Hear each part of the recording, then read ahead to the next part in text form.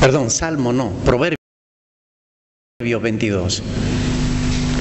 Es en el libro de Proverbios que leemos algunos pasajes cada jueves. Proverbios capítulo 22. Vamos a leer a partir del verso 1. Vamos a ponernos de pie para leer la palabra. Proverbios 22, versículo 1 dice: de más estima es el buen nombre que las muchas riquezas, y la buena fama más que la plata y el oro. ¿Están de acuerdo? El rico y el pobre se encuentran, a ambos los hizo el Señor. El avisado ve el mal y se esconde, mas los simples pasan y reciben el daño. Riquezas, honra y vida son la remuneración de la humildad y del temor del Señor. Amén. Son consejos de la palabra de Dios para nuestra vida. Podemos aplicarla a nuestra propia existencia y también a la educación de nuestros hijos. Palabras de sabiduría que nos da el Señor a través de este libro hermoso, del libro de los Proverbios. Vamos a alabar al Señor, vamos a decirle que tenemos gratitud de nuestro corazón. Amén.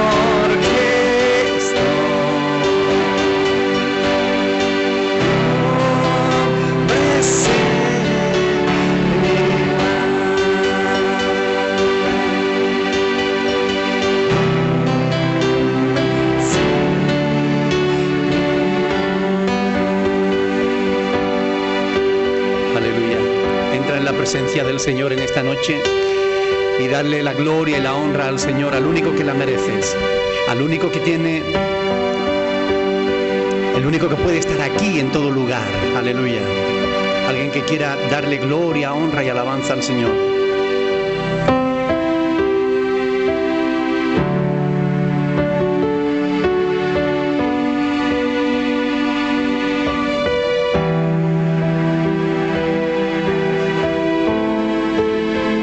Sí, Señor.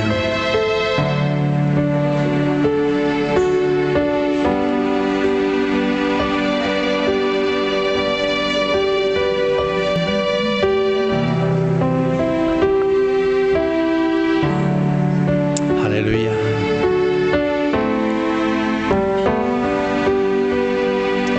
Espíritu Santo, ven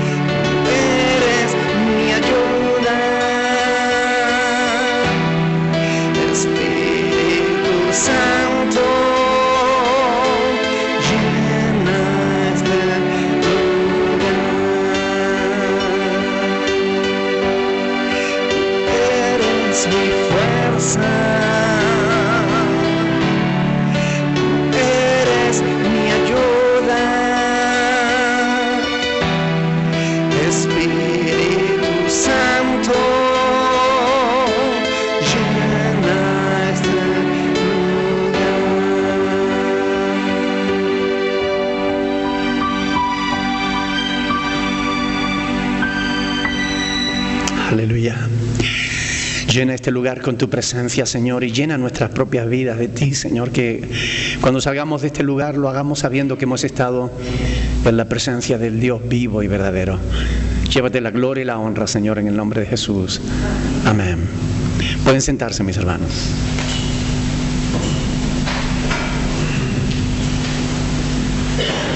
Bueno, gloria a Dios. ¿Cómo están ustedes? ¿Tienen frío? No, hace frío.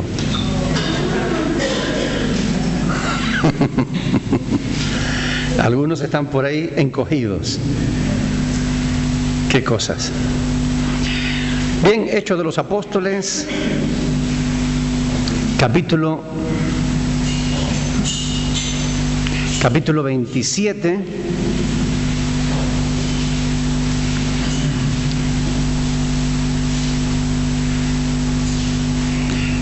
Estábamos terminando el 26, ¿verdad?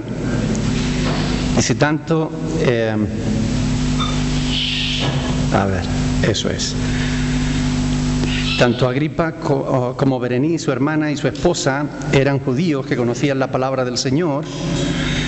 Sin embargo, la semana pasada estuvimos hablando de esto, ¿no? De que hay una diferencia entre lo que sabemos y lo que vivimos, ¿no?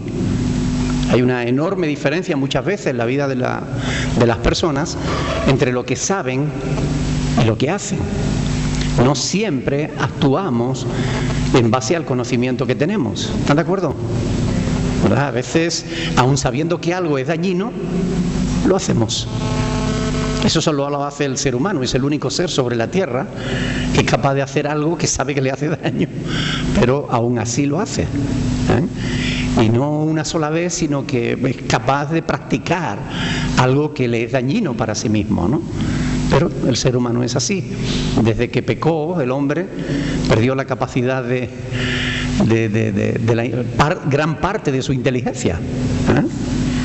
Ahora, la vida de Berenice y de Agripa no reflejaban el conocimiento que ellos tenían de la palabra de Dios, porque con sus hechos de verdad que contradecían todo lo que ellos conocían, ¿verdad? Y esto es lo que muchas veces pasa a mucha gente hoy en día, que en vez de confirmar lo que saben con su vida, más bien lo desmienten, ¿no? Ahí, incluso esto pasa, bueno, en la iglesia no pasa, ¿no? ¿O sí? ¿También? Bueno, pero en esta no. Pasará en otras, ¿no? Pero ¿podría esta fe, la fe que tenía Agripa, porque Pablo le dice, ¿crees, oh rey Agripa? Porque yo sé que tú crees a los profetas. ¿Podría la fe de Agripa salvarle?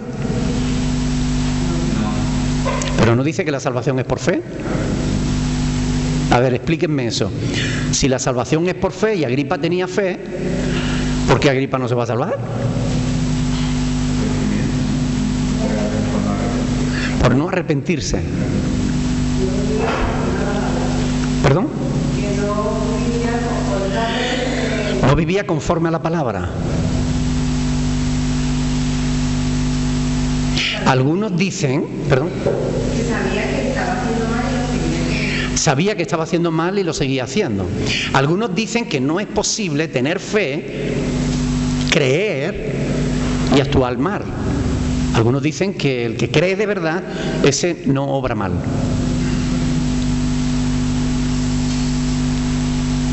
Pero eso no es lo que dice la Biblia. Es posible creer y obrar mal. Porque de hecho la Biblia afirma que no hay hombre justo que siempre haga el bien y nunca peque.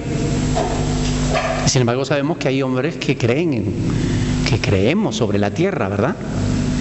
Pero no siempre hacemos el bien, a veces hacemos el mal. Y hay algunos que incluso creyendo, no solo hacen el mal. Agripa no era alguien que hiciera un pecado, que cometiera un pecado. Era alguien que vivía en el pecado. Alguien que practicaba el pecado. Y la Biblia dice claramente que el que practica el pecado es hijo de Dios, del diablo. Lo dice en Primera de Juan, está claramente establecido. El que practica el pecado es hijo del diablo.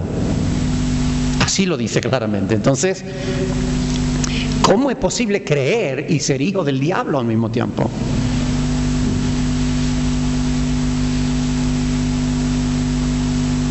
Pues lo es. Porque hasta el diablo cree, ¿verdad? ¿No dice la palabra que hasta el diablo cree? Y sin embargo el diablo no se va a salvar. ¿Ok? A muchos les sientan mal que se les enfrente con la verdad. Que se le diga que si no cambian de vida, que si no entregan sus vidas a Cristo y se produce un cambio en ellos, no van a ir al cielo, van a ser condenados. Cuando esto se le dice a alguien directamente, se enojan. No les gusta que se le enfrente con la verdad. Prefieren vivir engañados. Pero la misión del cristiano es predicar la verdad. ¿No creen? ¿Cómo le sentarán oír la sentencia en el día del juicio final? ¿Acaso le sentará mejor por haber vivido engañado? No creo, ¿no? O sea, más vale que si estamos equivocados, más vale que alguien nos lo diga, para que podamos rectificar. Y no sea que al final nos encontremos con que, oye, estábamos equivocados, sinceramente equivocados. Éramos sinceros en nuestra fe, pero estábamos equivocados. Pues más vale que alguien nos avise, porque si no nos avisan, vamos a llegar al final y nos van a decir, oiga, no, usted a las tinieblas de afuera. Si eso es así, más vale que se nos avise. Como nosotros no queremos estar engañados, tampoco queremos que lo estén los demás. Por eso les decimos, oiga, el Evangelio es muy sencillo. Arrepentíos y convertíos. Creed en el Evangelio. Ese es el Evangelio. Esta es la palabra de fe que predicamos. Que si confesares con tu boca que Jesucristo es el Señor y que Dios le levantó de los muertos, serás salvos. Amén. Porque con el corazón se cree para justicia, pero con la boca se confiesa para salvación. Esta es la palabra de fe que predicamos. Y si alguien no quiere actuar así, si alguien no quiere creer, no quiere aceptar el amor de Dios, la invitación, el regalo de Dios para salvación, pues sencillamente, por muy intransigente que le parezca, en realidad, ¿ustedes creen que se salvarán? Si Cristo dice, yo soy la puerta, el que por mí entrare será salvo, y alguien no quiere entrar por Cristo, ¿ustedes creen que se salvará? En el cielo no hay muchas puertas, hay una sola. Si alguien no entra por Cristo, no entrará, no podrá entrar, porque no hay más puertas. Él dijo de una manera exclusiva, es decir, excluyente, nadie viene al Padre si no es por mí. Amén. Él lo dijo así, ¿verdad? Ese es el Evangelio. Y por muy mal que le sientan a alguno escucharlo, hombre, no hay que ser intransigente, todas las religiones son iguales. No, Señor, eso no es verdad. Todos los dioses son el mismo Dios. No, Señor, eso no es verdad. El Dios verdadero se nos ha revelado en la palabra de Dios. Y lo tenemos aquí escrito. La verdad la tenemos aquí escrita. Esta es la que debemos creer y predicar. Y esta no es igual que la que predica el Corán o que la que predica el budismo o que la que predican otras religiones. No es igual. Blanco y negro no es lo mismo. Amarillo y rojo tampoco. Verdad solo hay una, no hay muchas verdades. Si el cristianismo es verdad, el budismo está equivocado.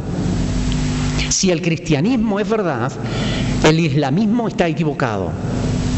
No hay otra opción. No hay más. Esto no le gusta a la gente escucharlo, pero es la verdad.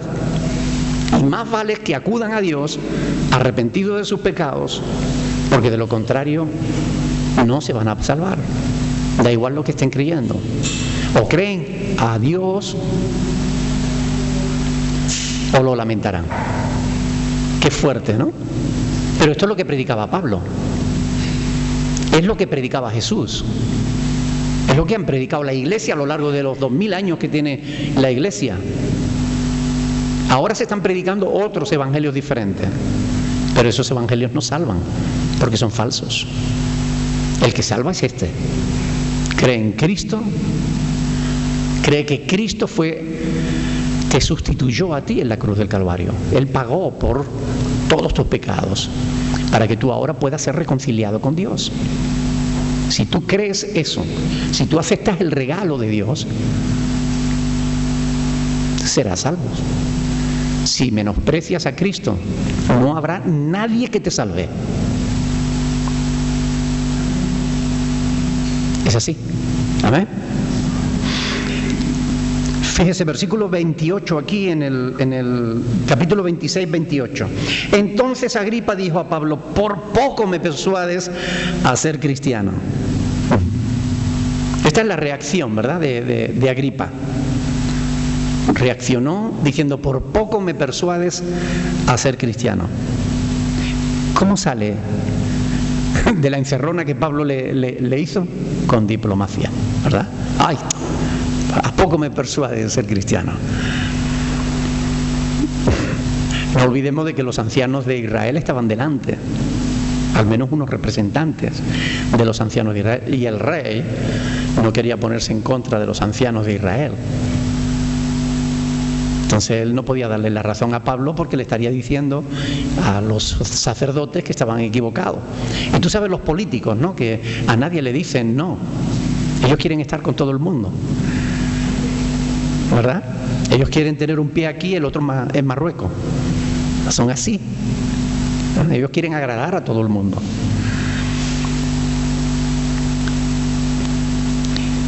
¿Ustedes qué creen? ¿Que Agripa, cuando se presentará delante de Dios, estará contento y orgulloso de su habilidad diplomática?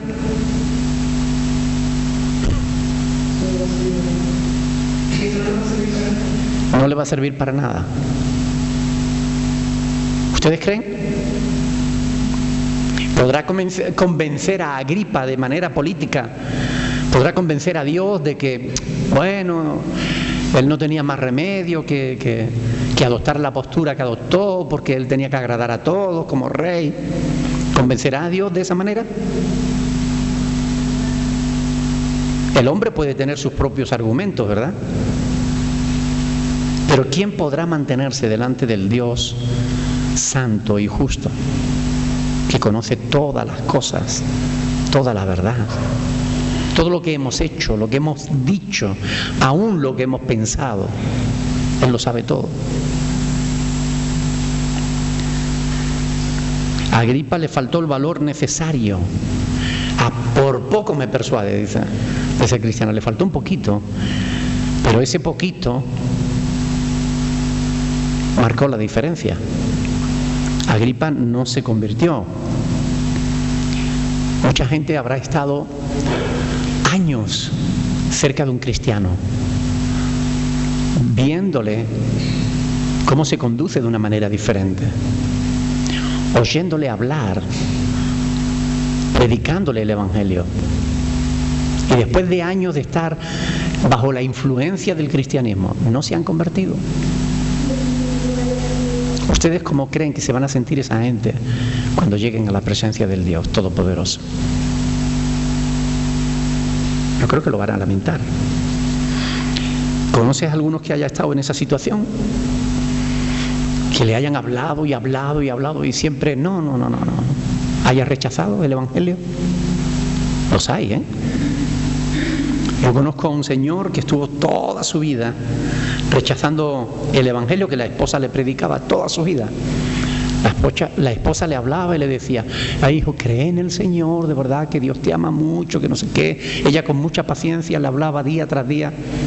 Él la menospreciaba: estás loca, que no sé qué, con la iglesia, no sé cuánto. El día de su muerte, este hombre gritaba con un pánico terrible reflejado en el rostro, diciendo que no quería morirse porque él sabía a dónde iba. Yo no quiero ir, no me quiero morir porque yo sé dónde voy, yo no quiero ir, decía. Terrible, ¿no? El hombre, durante su vida, en la fortaleza de sus días, el hombre pues se ufana de hacer lo que quiere, de no necesitar a nadie, ni a Dios mismo. Pero ante la perspectiva de la partida, el hombre tiembla, llora, gime como un crío, asustado. ante la perspectiva de presentarse ante el Dios que va a juzgar su estilo de vida, la manera en que vivió.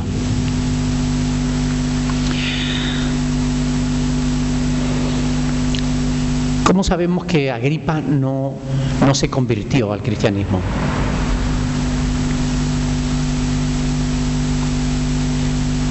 ¿Cómo sabemos que Agripa siguió en sus pecados?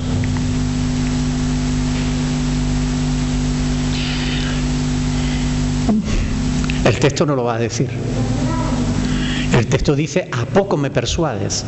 Lo cual quiere decir que él no se dejó persuadir. ¿Ok? A más de eso no tenemos aquí. Pero los historiadores de la época nos dicen que Agripa siguió en su mismo estilo de vida. Y cuando en el año 60 se produjo la guerra con los romanos y los judíos, Agripa se puso del lado de los romanos. O sea, siguió buscando su beneficio personal por encima del beneficio de su pueblo. Fue un hombre ambicioso, fue un hombre que no hacía la voluntad de Dios, no hacía lo correcto, siempre hacía aquello que él quería hacer.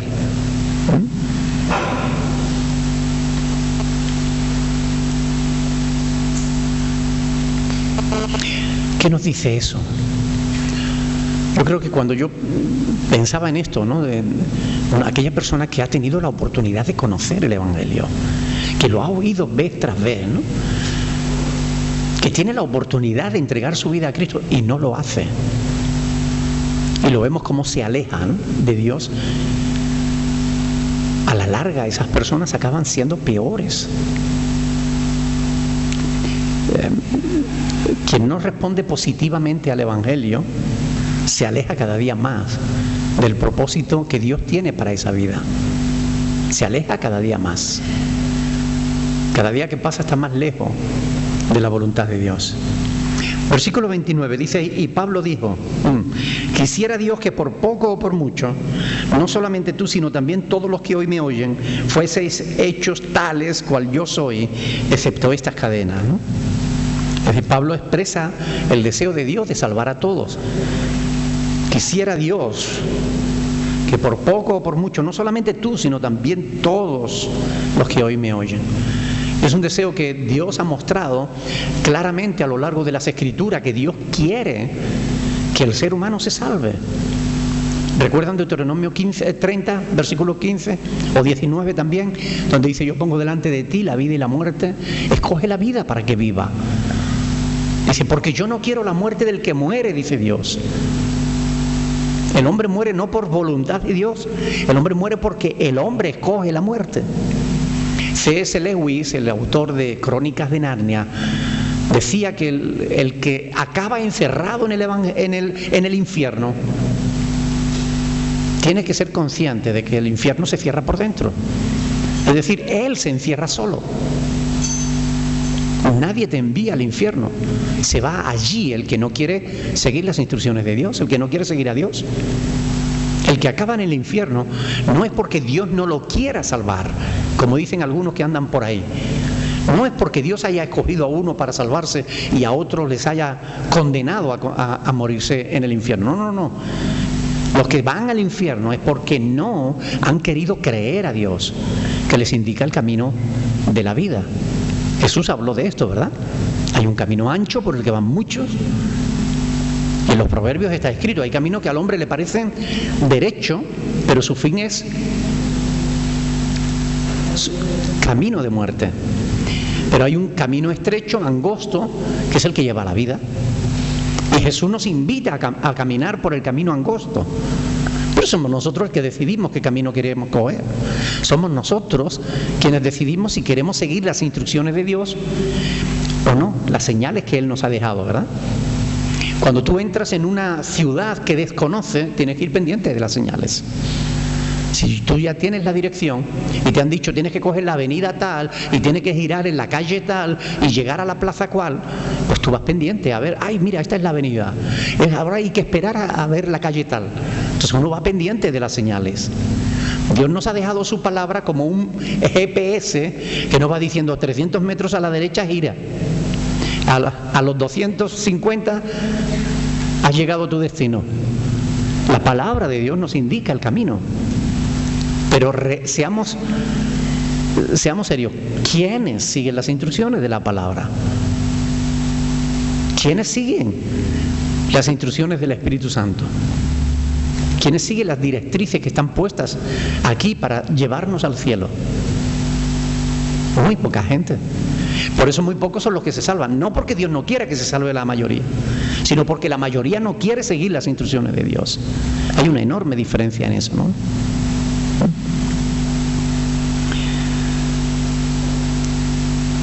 Dice el versículo 30-31, dice: cuando había dicho estas cosas, se levantó el rey, el gobernador y Berenice, y los que se habían sentado con ellos. Y cuando se retiraron aparte, hablaban entre sí, diciendo: ninguna cosa digna ni de muerte ni de prisión ha hecho este hombre. Y Agripa dijo a Festo: ¿podía este hombre ser puesto en libertad si no hubiera apelado a César? Una vez más se confirma la inocencia de Pablo. Una vez más. Y es importante, ¿no? Claudio Lisias lo encontró inocente. El tribuno, ¿verdad? Que lo libró de manos de los judíos. El tribuno, y después del tribuno, el gobernador Félix lo encontró inocente. Sin embargo, lo dejó preso 2 años. Después llega el gobernador Festo y Festo lo encuentra inocente. Pero no obstante, lo lleva ante Agripa y Agripa lo encuentra inocente. Todos lo declaran inocente y ninguno de ellos tiene pruebas sino de la inocencia de Pablo. Así que, aún así, él seguía preso, ¿verdad? Es el versículo 32, que se le podía haber puesto en libertad si no hubiera apelado a César. ¿Qué nos enseña esto?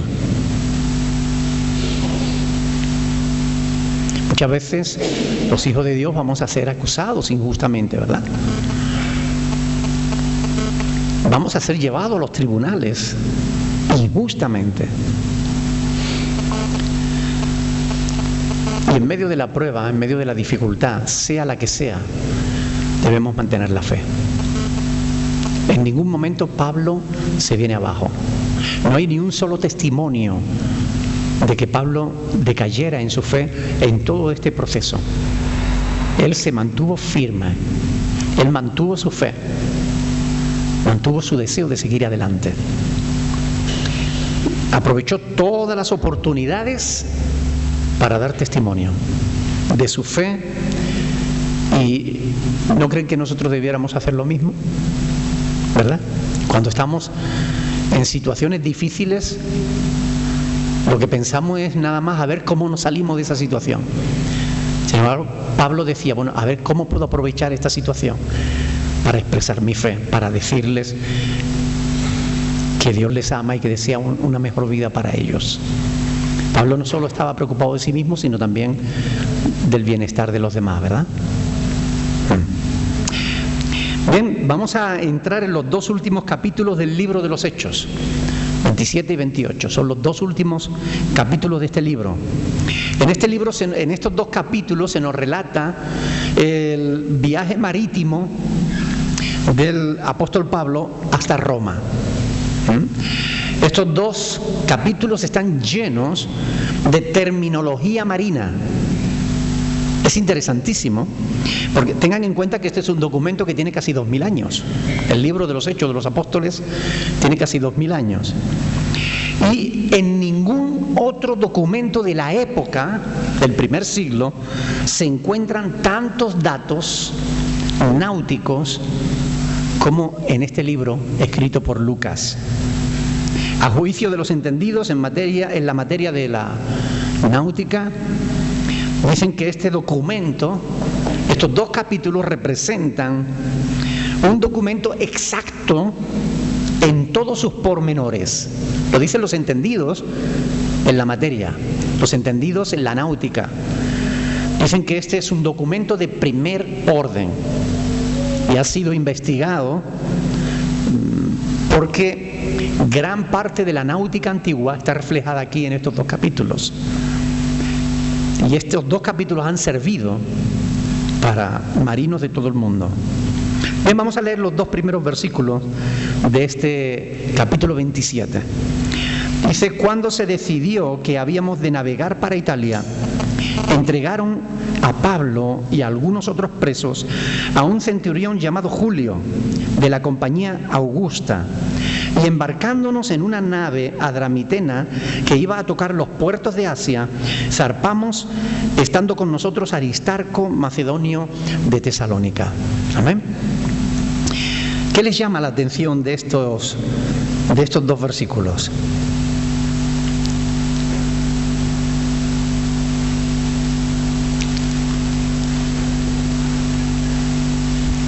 No leen la palabra antes de venir al estudio, ¿eh?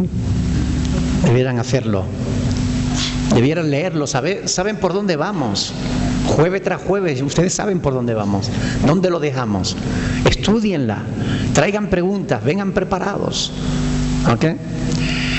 Aquí llega ya el momento en el que Pablo va a ir hacia Roma. Este era un sueño, una carga, una ilusión que él tenía desde hacía mucho tiempo. Él relata de esto desde el capítulo 19, ya él expresa su deseo de ir a Roma. Capítulo 19, versículo 21, Romanos 1:13, Romanos 15:22.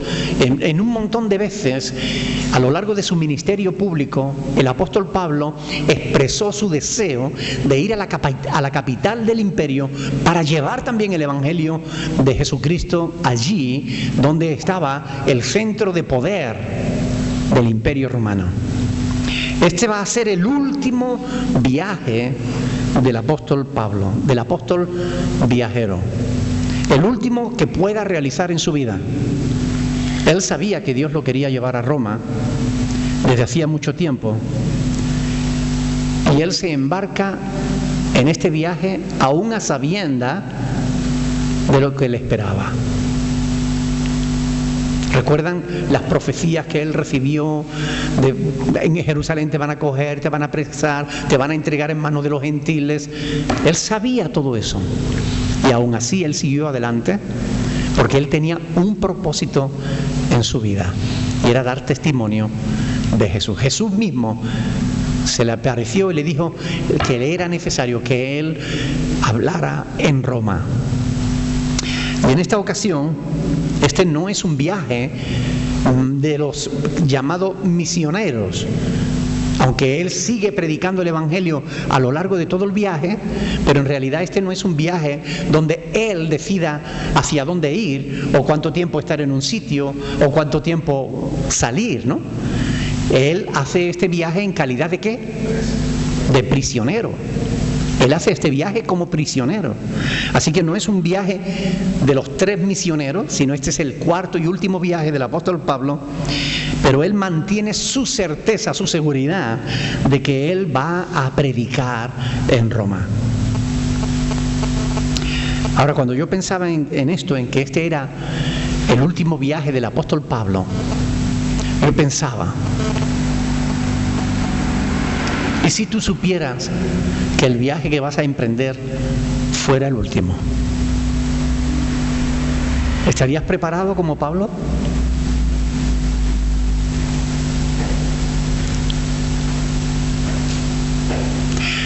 ¿Estamos preparados para el último viaje?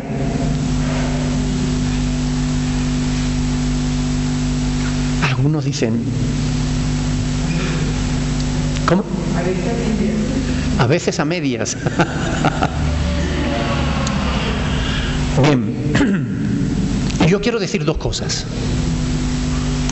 Yo no creo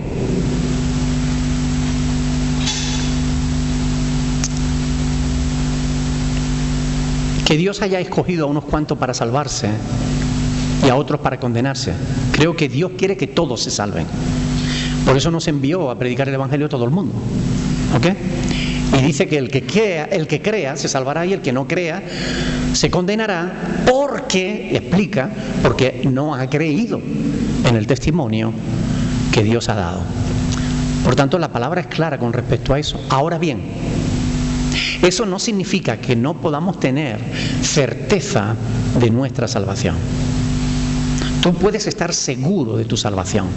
Debes estar seguro de tu salvación.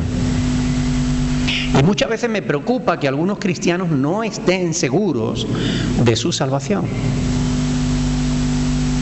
Porque nosotros no nos salvamos porque hagamos obras de justicia. No nos salvamos porque seamos mejor persona que los que se condenan. No nos salvamos porque nosotros vengamos a la iglesia o porque seamos evangélicos. Nosotros no nos salvamos por nada de eso. Nos salvamos por fe en Jesús, por pura gracia.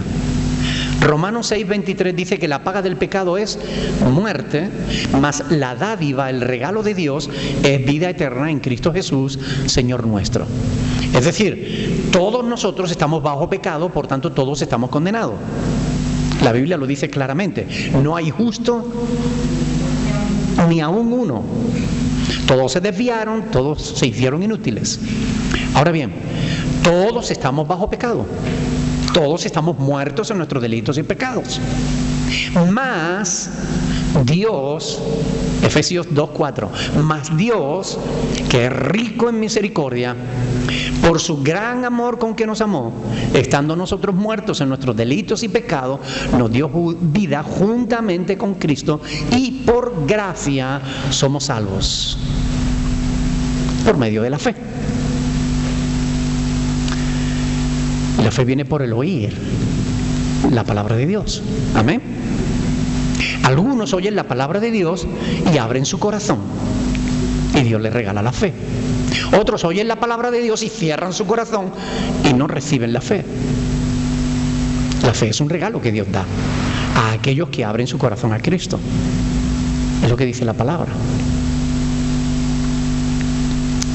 Pero si tú tienes fe, si tú crees que Jesucristo murió en tu lugar, si tú crees que Dios te regala gratuitamente la salvación, tú debes agarrarte a esa promesa, agarrarte a esa salvación y no soltarla. Agarrarte fuertemente a esa promesa de Dios. Dios cumple sus promesas. ¿No creen?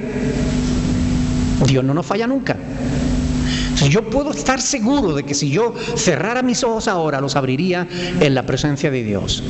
No porque yo sea bueno, no porque yo sea justo, sino porque Dios me aplicó a mí, que soy injusto, a mí, que soy pecador, me aplicó la justicia de Cristo.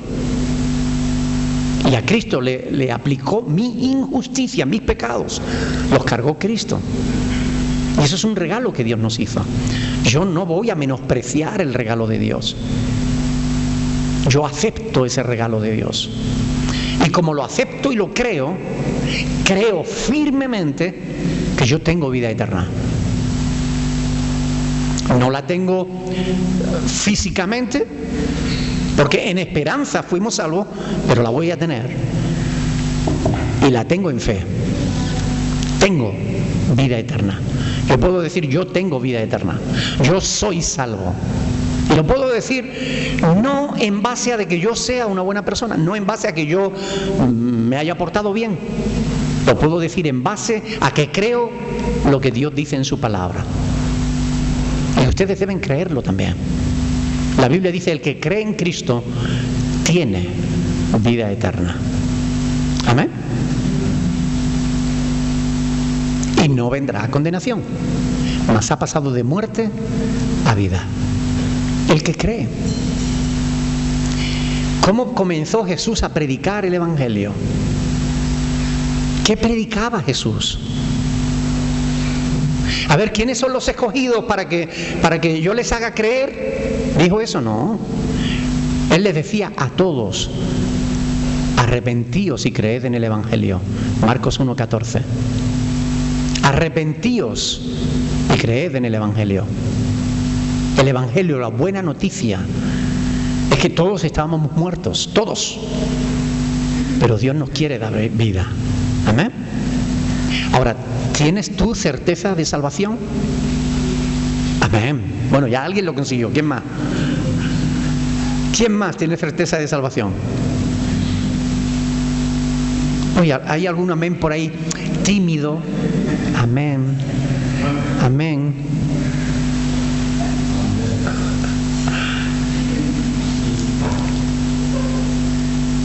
¿Crees que Dios te va a salvar o no? ¿Tú crees que Dios miente? Dios no miente. Si Él dice que tú creyendo en Él tienes vida eterna, debieras creerlo, porque Él ha comprometido su palabra en eso. ¿Amén? Vamos a ir, Juan capítulo 3. Léanlo conmigo. Y después de leerlo, subráyalo para que no se te olvide. Juan capítulo 3, versículo 16. ¿Quién no conoce esto?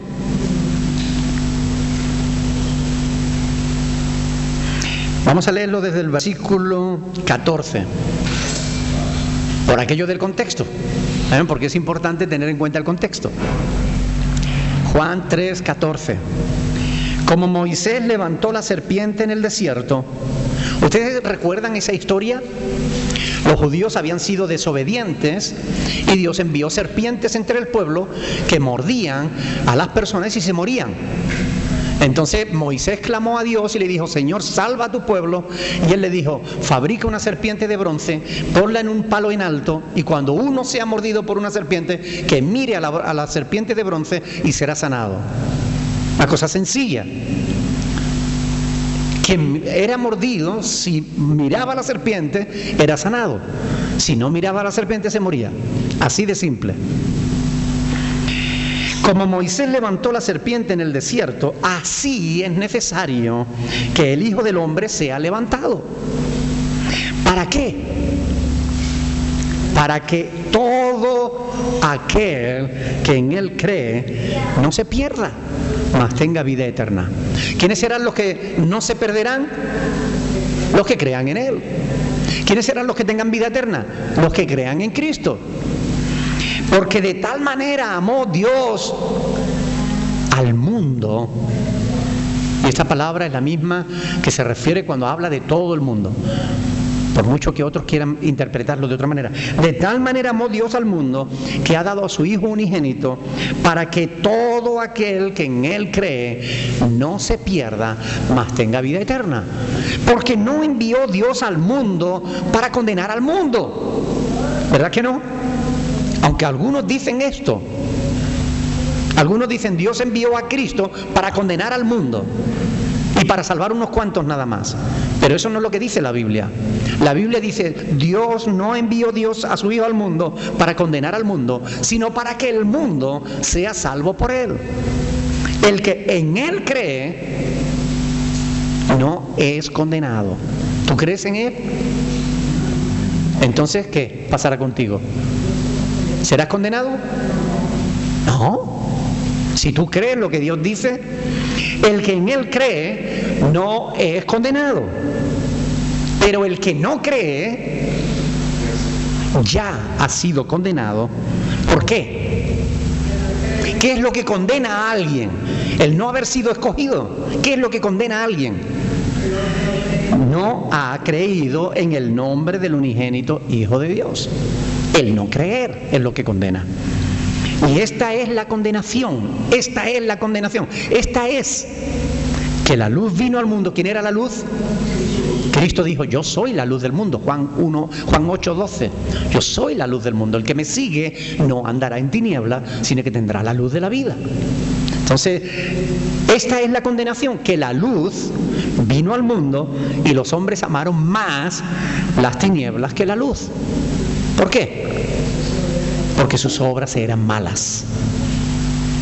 Es decir, hay quien no se quiere salvar. Hay quien no quiere ir a la luz, porque sus obras son malas y no quiere dejarlas, como Agripa y Berenice, ¿verdad? Tienen la oportunidad de acercarse a Cristo, pues ay, casi me convence. Pero no se dejan convencer. Prefieren seguir viviendo en sus maldades aquí y ahora. Pero nosotros debemos tener fe. Y la fe es ¿qué? ¿Qué es la fe?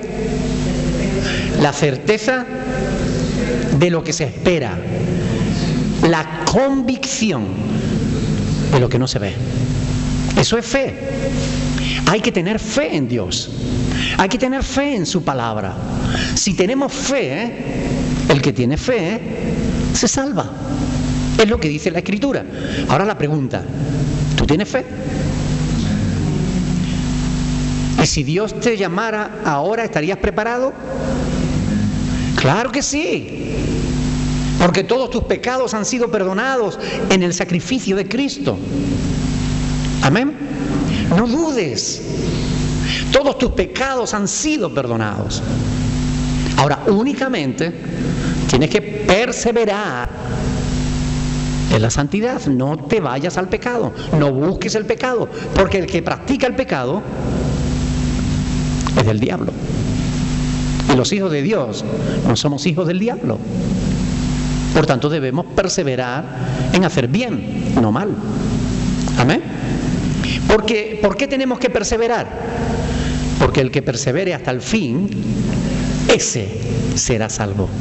Amén. Recuerden que somos salvos en esperanza.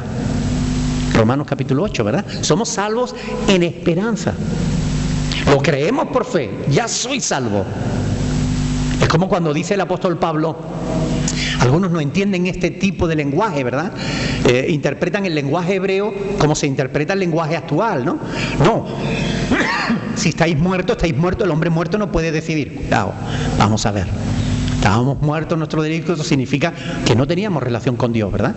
Pero también Pablo dice que ya hemos resucitado con Cristo. Y yo todavía no he resucitado, porque todavía no me he muerto, ¿verdad?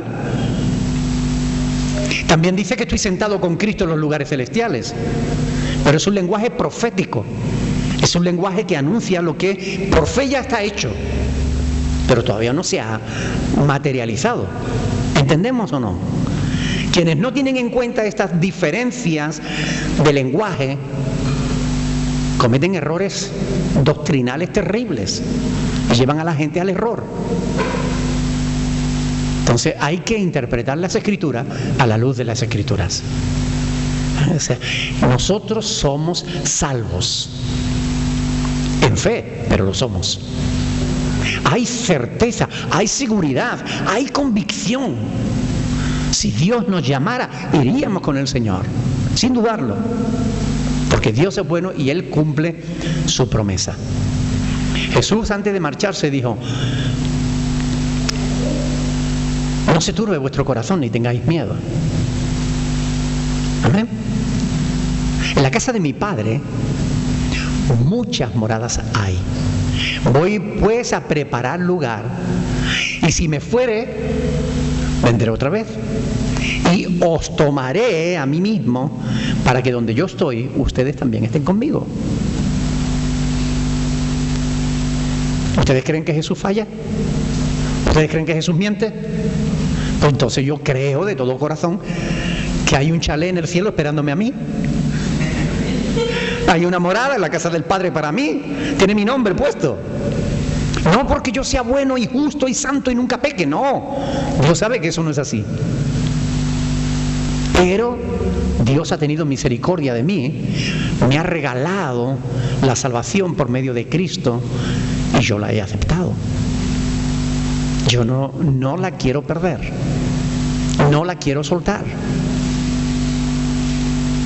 Y eso tiene que ser algo que nos dé gozo, alegría y paz, aún ante la perspectiva del último viaje. Pablo estaba haciendo su último viaje, pero él no se le ve con miedo. ¿Tienes miedo ante tu último viaje?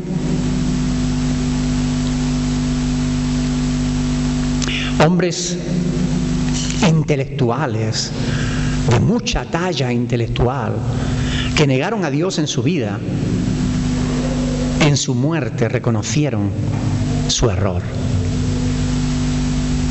A la hora de presentarse ante Dios, unos lloraron, otros bramaron, otros se enojaron consigo mismos, porque reconocieron al final de sus días que habían desperdiciado su vida, que es verdad que hay un Dios que le estaba esperando. Para ellos ya fue demasiado tarde. Para los que nos escuchan a través de internet o para vosotros que estáis aquí, no es tarde. Ustedes pueden aferrarse a la palabra de Dios y decir, yo estoy preparado. El profeta Amós, en el capítulo 4, versículo 12, dice, prepárate para venir al encuentro de tu Dios. ¿Han visto a alguien cuando se va de vuelta para su país? ¿Sí? ¿Habéis visto? ¿Habéis visto las maletas que hacen? Se quieren llevar hasta la pasta de dientes.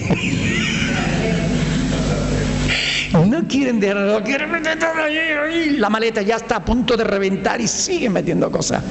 No, un poquito más cabe, un poquito más cabe. Nos lo queremos llevar todo, ¿verdad? La pregunta es la siguiente. ¿Qué te podrás llevar en tu último viaje?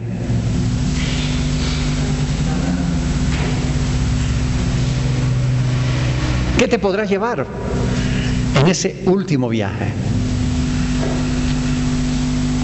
La Biblia dice, desnudos salimos del vientre de nuestra madre.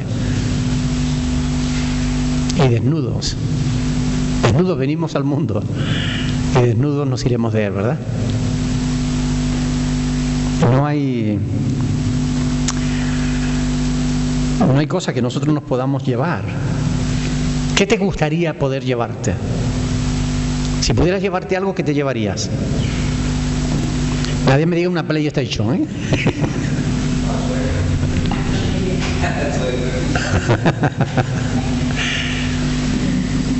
¿Qué te gustaría llevarte? No, vale, el iPad no. ¿Qué te gustaría llevarte?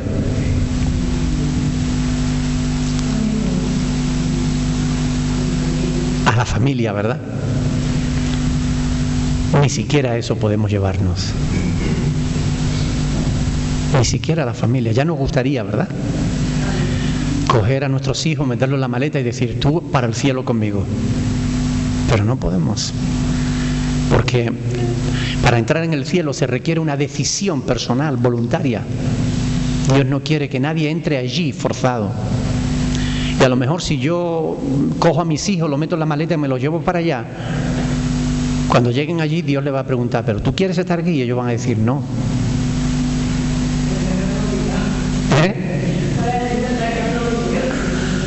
Me trajeron obligado, ¿no?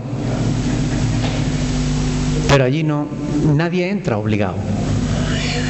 Y ese es el gran drama, que a veces no actuamos si no es por obligación, ¿verdad? Ese es el gran drama, que muchos se van a perder la bendición de estar en el reino de los cielos, porque nadie les obligó. Nosotros oramos y oramos por nuestros hijos, pero bueno. Ahora, una cosa que sí tenemos que tener en cuenta es que no debemos dejar cuentas pendientes. Algunos de los que se marchan dicen, como yo me voy para otro lugar, allí no me van a encontrar. Y dejan deudas aquí. Y las deudas te persiguen donde quiera que tú vayas. Sobre todo, las deudas a las que yo me estoy refiriendo, que son las deudas que tenemos para con Dios. Todos,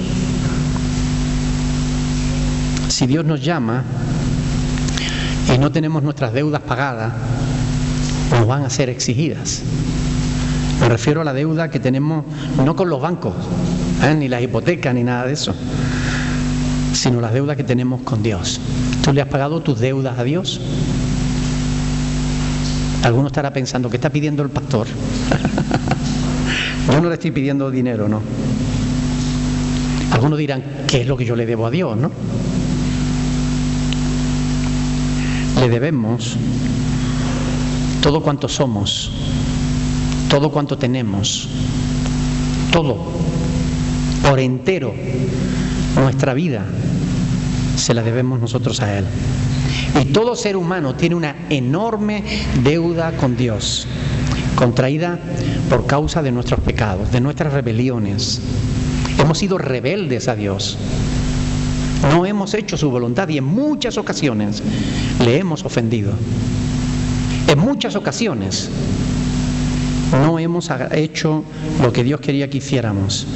De tal manera que Dios, para salvarnos, ha tenido que enviar a su Hijo como sustituto por nosotros. Él se ha visto en la obligación de entregar a su propio Hijo unigénito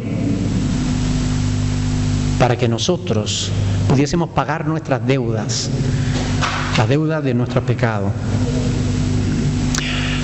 Y ¿saben? La única manera que nosotros podemos pagar esa deuda es dándole las gracias a Dios por el regalo que nos ha hecho tan enorme. ¿Quieren ustedes creerse que aún así hay gente ingrata que no quiere reconocer el enorme esfuerzo que Dios ha hecho por salvarlos, sino que menosprecian el sacrificio de Jesucristo, su Hijo?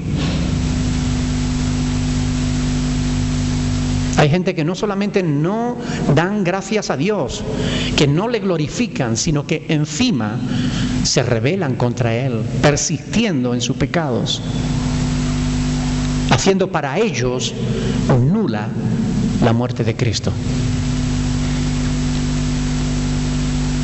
Quiero que leamos un pasaje de Hebreos, capítulo 10. Hebreos, capítulo 10. Versículo 26.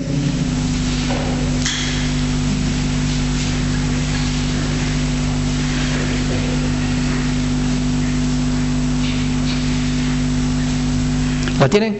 Hebreos 10, 26 dice: porque si pecáremos voluntariamente, después de haber recibido el conocimiento de la verdad, ya no queda más sacrificio por los pecados, sino una horrenda expectación de juicio y de hervor de fuego que ha de devorar a los adversarios. Fíjense bien lo que dice el versículo 28. El que viola la ley de Moisés por el testimonio de 2 o 3 testigos muere irremisiblemente, es decir, es condenado. ¿Cuánto mayor castigo? Escuchen bien la pregunta. ¿Cuánto mayor castigo pensáis que merecerá el que pisoteare al Hijo de Dios y tuviere por inmunda la sangre del pacto en la cual fue santificado e hiciere afrenta al Espíritu de gracia? ¿Cuánto mayor castigo? Esa es una pregunta que no está dirigida a gente inconversa. Cuidado.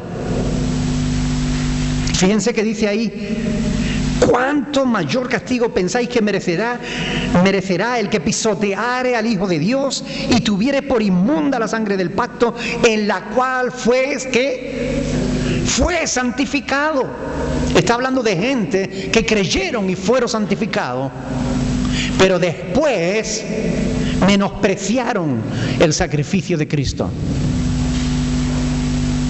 Está hablando de apostasía. Está hablando de aquellos que fueron santificados y después pisotearon el nombre de Cristo. No, eso no es posible, dicen algunos. Porque el que está en Cristo es una nueva criatura, tiene una nueva naturaleza. No, es imposible que esa persona peque. No, Señor, no es imposible. Y la Escritura da testimonio de ello. Si tú no cuidas esta salvación tan grande que Dios te ha dado, la puedes perder. Alguien dijo amén por ahí. Por lo menos alguien. La salvación hay que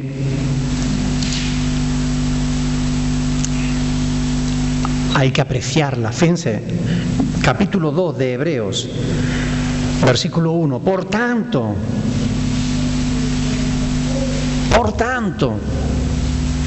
es necesario, lo dice la palabra de Dios. Hermano, escuchen bien esto. Por tanto, es necesario. Hebreos 2, versículo 1. Por tanto, es necesario que con más diligencia, ustedes saben lo que es diligencia, con más disposición, Atendamos a las cosas que hemos oído. No sea que nos deslicemos, porque si la palabra dicha por medio de los ángeles fue firme, y toda transgresión y desobediencia recibió justa retribución, ¿cómo escaparemos nosotros? Está hablando a los cristianos. ¿Cómo escaparemos nosotros si descuidamos una salvación tan grande? La cual, habiendo sido anunciada primeramente por el Señor, nos fue confirmada por los que oyeron, testificando Dios juntamente con ellos con señales y prodigios y diversos milagros y repartimientos del Espíritu Santo según su voluntad. ¿Cómo escaparemos nosotros si descuidamos una salvación tan grande?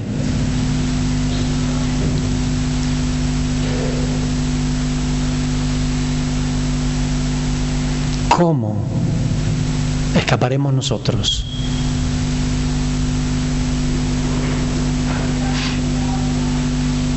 No sabemos cuándo seremos llamados, ¿verdad?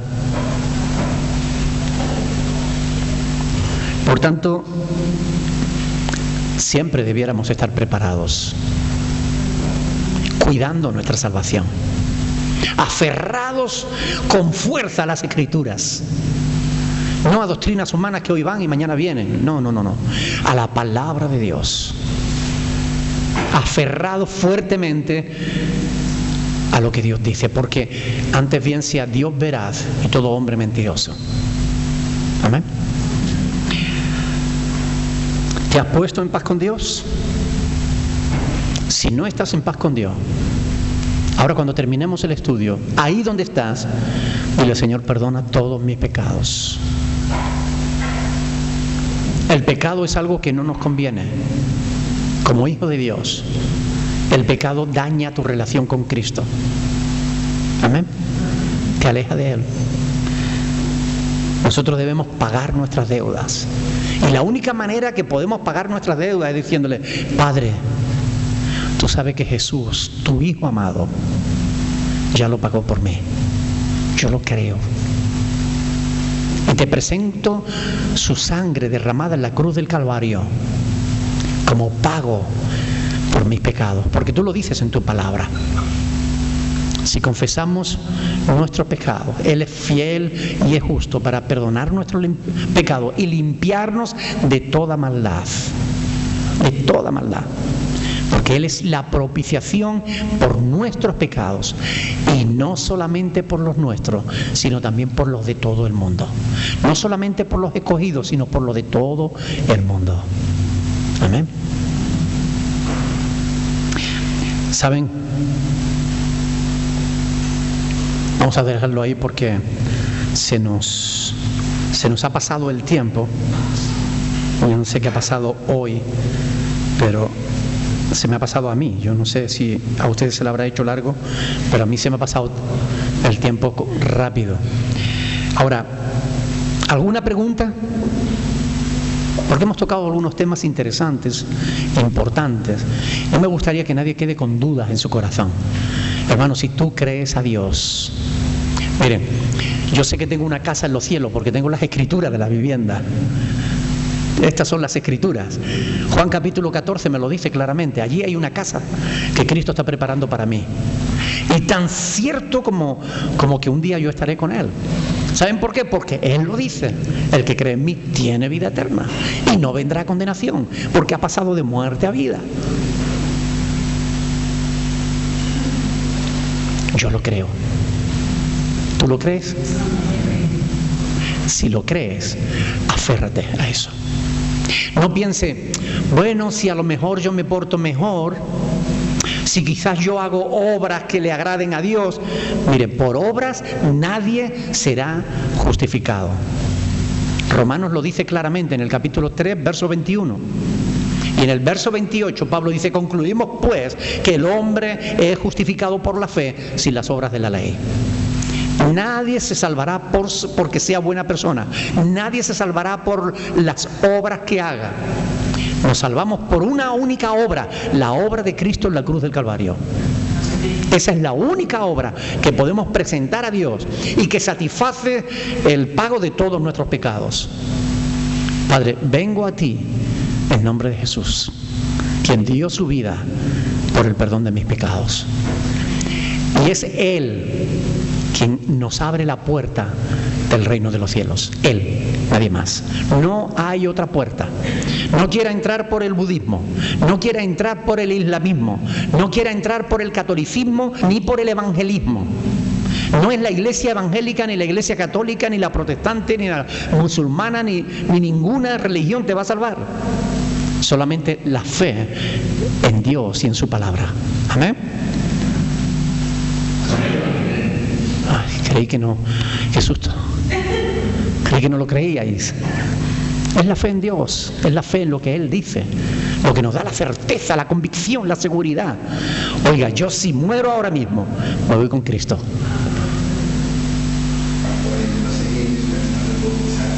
¿Perdón?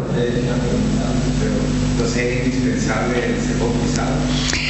La Biblia dice que debemos hacerlo. Jesús enseñó: id y haced discípulos a todas las naciones, bautizándolos en el nombre del Padre, del Hijo y del Espíritu Santo, y enseñándoles que guarden todas las cosas que yo os he mandado.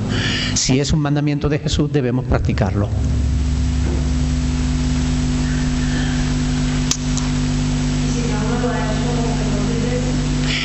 Si uno está bautizado en Cristo, en el nombre del Padre, del Hijo y del Espíritu Santo, ya está bautizado. Da igual que lo haya hecho. Iglesias no hay muchas, iglesia hay una. Si es una iglesia, si forma parte de verdad de la iglesia de Cristo,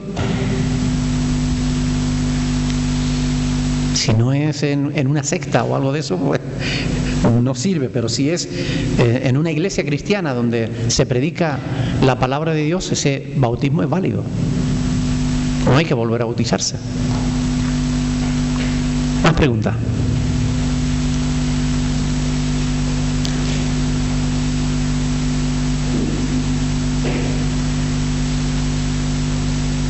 ¿Están preparados para hacer el viaje?